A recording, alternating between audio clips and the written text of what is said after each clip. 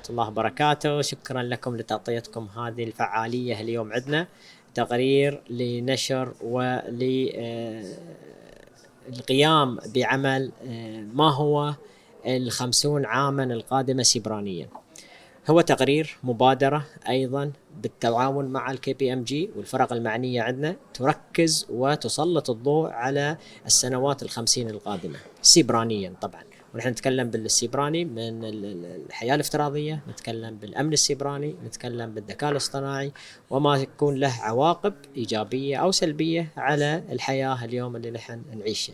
طبعا تم التطرق لعدة قطاعات مختلفة: قطاع الاقتصاد، قطاع المال، قطاع الصحة، قطاع التعليم، قطاع أيضا الحرب أو العسكر أيضا في ذلك، وأهمية أن يكون هذا التحول الرقمي الحاصل آمن، وهذا التحول الرقمي على جميع قطاعات الدولة.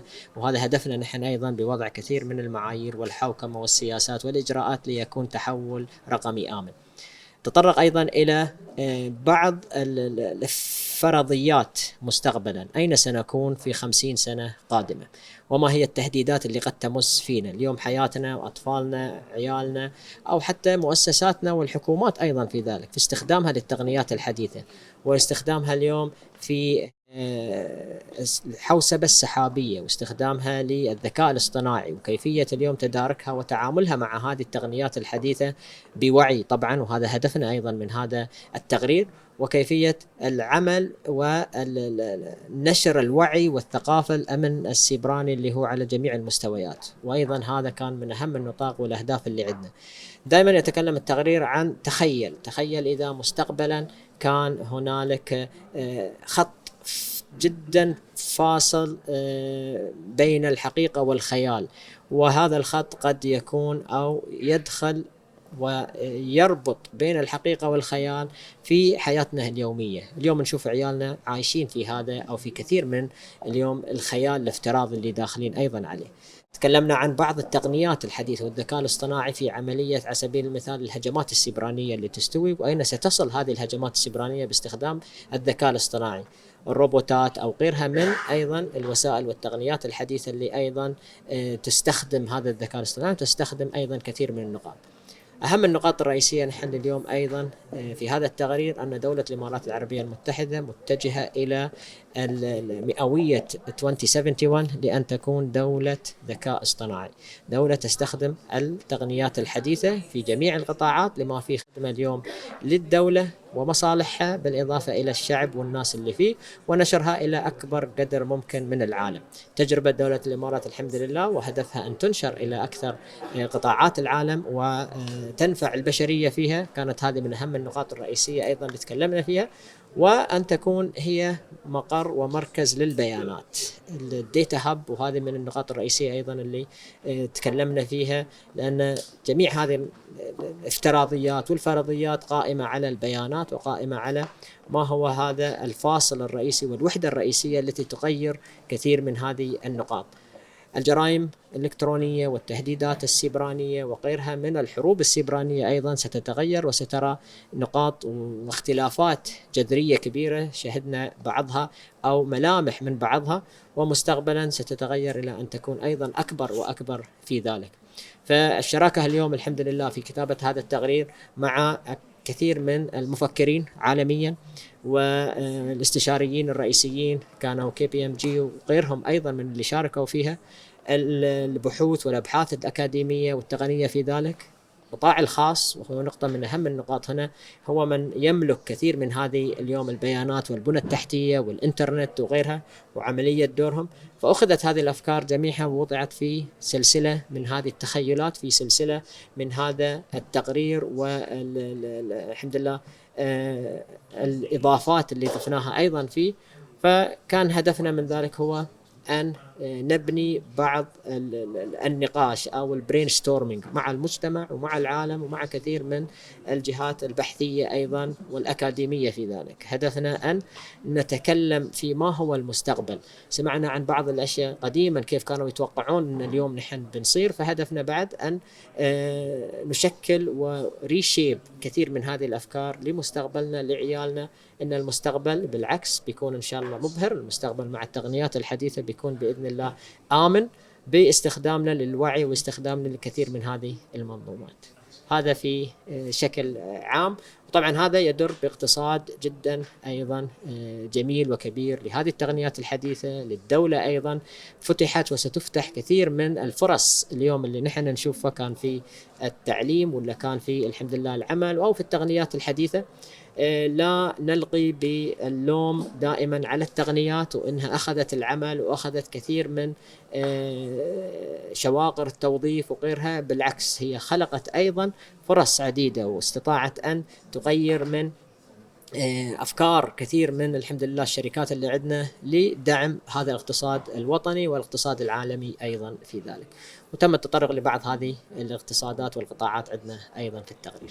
So for us this was an opportunity to step back and say what could possibly happen over that 50-year period and create some imagine ifs. And all of those come with major cybersecurity or privacy implications around those technologies, either for good or bad. And the key thing is really understanding how they might reshape our world, and then thinking now what we do to begin to understand that and to work through some of the policy issues early on, and also to create an environment where we can explore those technologies and do so to understand how do we use them safely, securely, how do we respect the privacy issues around it as well. So for us, it's an opportunity to expand people's thinking about the future, but it's also more than that. It's an opportunity to say, what should we do now? So what should we begin to explore as policies, as industry engagement around the new adoption of these technologies, and help shape that societal view of how we apply them as well. Some of the scenarios we're looking at for this 50 years, we're looking at a world where artificial intelligence has fundamentally transformed our society. So new skills, new professions, new partnerships between people and artificial intelligence. We're looking at a world where robotics has advanced. So we moved into micro-robotics, ubiquitous robots everywhere, a large and integral part of our society with autonomous systems and vehicles. All of that fundamentally changes our society. But also there's other little pieces in the report about neural links. So how do we connect machines to people so they can augment and support us as individuals, helping us understand information quickly, helping us anticipate our every need and respond to that. And this is a very, very different model for the interaction between people and machine than we see now. And of course, there's also some things in there that are quite fundamental and challenging, like life extension and the ability to rewrite the human genome with all the medical advantages that come with that, but also massive societal issues about who accesses those technologies and what do they really mean for the demographics of society going forward. So these are all big pieces. If you look out 50 years and say, what could happen? Imagine if. So, and some of this we need to start anticipating now and working through the consequences and working through how we really want to adapt and adopt these technologies for the good of society. So for me, it's an opportunity to step back, think broadly, and then say, what should we do now? The next 1, 2, 5 years, short term. For me, UAE is actually remarkably well positioned as a country. So it is very aggressively looking at new technology and how it adapts and shapes society, particularly artificial intelligence. And it's also got a very forward-looking approach to saying, what policy should I put in place around that? How do I get industry engaged in that policy formulation as well? So for me, the UAE is taking a very strategic security approach. And that's also including looking at skills strategies and how we build that skills base in the country as well. So I see the UAE having a very comprehensive set of cybersecurity approaches and strategies, but also being very forward-looking in terms of technology and how it might adapt and adopt. Going to feed into a lot of the Cybersecurity Council discussions already. So Kpmg as a team are helping the Cybersecurity Council develop their national strategies and policies currently. Okay. So we're intending to adopt some of this thinking, and it will probably also create a set of spin-off discussions. So we talked a bit about artificial intelligence. So what is the right policy framework for AI? What does it mean in terms of legal issues around liability, potentially negligence even for AI? So all of that thinking, this report will feed into. So this report is actually about securing the UAE's 2071 vision. So it's looking at all of the pillars around the 2071 vision and then identifying what steps do we need to take now in terms of cybersecurity to secure that future vision. So we're looking at the emerging trends, the emerging technology trends like AI, the metaverse, looking at even concepts around human and machine integration and identifying what are the technology or the cybersecurity decisions that should be made now to make sure that we're securing that future. In terms of the economy, and if we look at it from an economic perspective, we all know that the UAE is ideally placed to be a digital hub and is already a digital hub for the region and even globally. So there is a real opportunity to develop the economy around cybersecurity to really secure the investments in technology that are being made here. I would also say one final thing that came out of the report is the importance of education. The children that are in the schools today will be our future business leaders, government leaders and technologists.